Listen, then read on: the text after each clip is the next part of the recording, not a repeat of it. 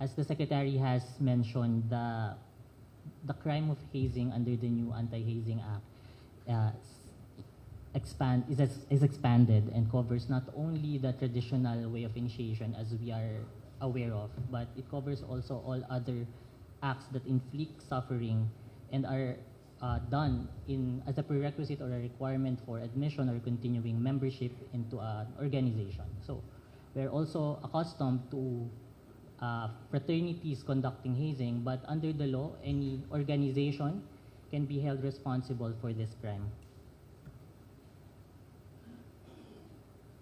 We are going one by one for the three elements of hazing under the law. For the first element, there should be a physical or psychological suffering. This one is very clear as there is the presence of death of two individuals.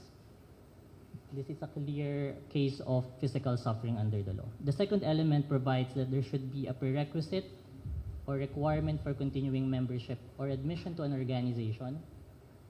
The evidence that was acquired and obtained by the CIDG would show that the supposed team building activity that was conducted in Aurora was precisely made to determine which members of the team will make it to the final list submitted by Coach Tab Baldwin to the UAAP board.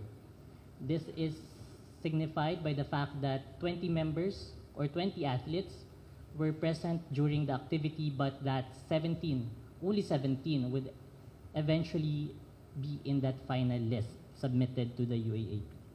Meaning there would be 3 members eliminated, and it appears from the evidence gathered by the CIDG that this activity was made precisely to screen or as a requirement for entrance into that list.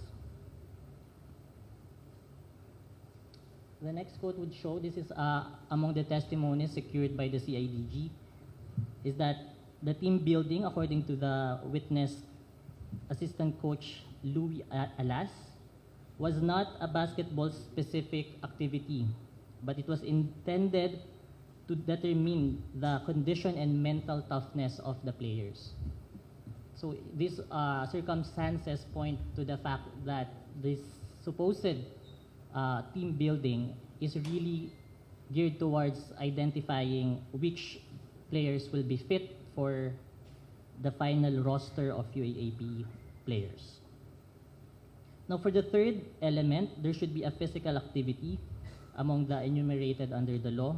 In this case, the CIDG found that the water-based activity constitutes hazing because there is an deliberate intent to cause suffering among the players. This is evident in the fact that Tab Baldwin, in his own testimony with the CIDG, admitted that they intentionally chose the dates June 7 to 12 to coincide with the low tide, meaning he is aware of the low tide and high tide information during the said dates. Although the admission is only for the low tide, as you can see from the photo on the left, any information about low tide necessarily includes information on high tide. And for the material date of June 8, the afternoon high tide is listed as 2:27 p.m. As the Secretary has mentioned earlier, this is exactly the time that Coach Baldwin subjected the student athletes into the water-based activity, which caused the death of the 2 Ateneo players. To recap again, the next slide would show the timeline during the day of the death. So it is clear from the itinerary of the players that they were subjected to intense physical activity, starting at 4 a.m. when they were woken up by a siren and were made to run for 4 kilometers. And this was subsequently followed by intense physical games and punishment for losers in these games. The seawater training was conducted at around 2 to 2:30 p.m. and around 2:30 to 2:40 p.m.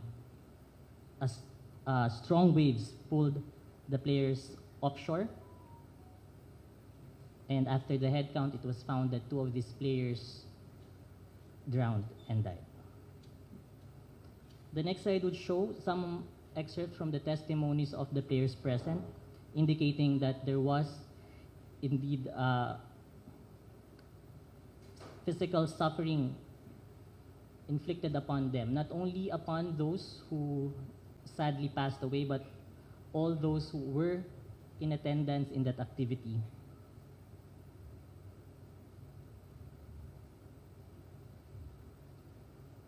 In all, can we go back to the previous slide? In all, these circumstances show that the elements of violation of anti-hazing law may be present, and that is why that is the recommendation of the CIDG, as will be later discussed.